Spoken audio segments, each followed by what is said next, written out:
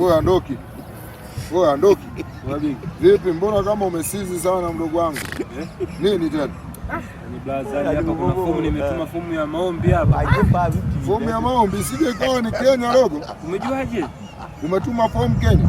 Umejuaje bla? Kwa wale Freemason. Mimi umejuaje? Umejuaje? Kwa tukuchoka lori na wapi Freemason. Ana lori kuchoka kaka. Wewe dogo, Freemason hujasikia kwamba umefungiwa lile jengo lao. Unashinda kulipa kodi. Sasa nikichukua fomu kwa 7 napata milioni 300. Kwa utanipa nini sasa? Kwa 7.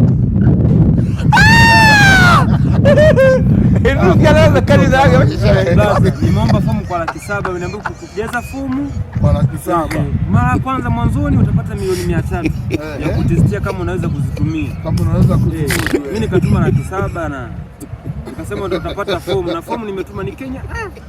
Kwa umefunga. Kenya wamefungiwa, wameshindwa kulipa nini mapato. Nikajua watu nikajua tu nikikiza mtandao. Na hao ni Freemason. Kuchoka na nimekukata.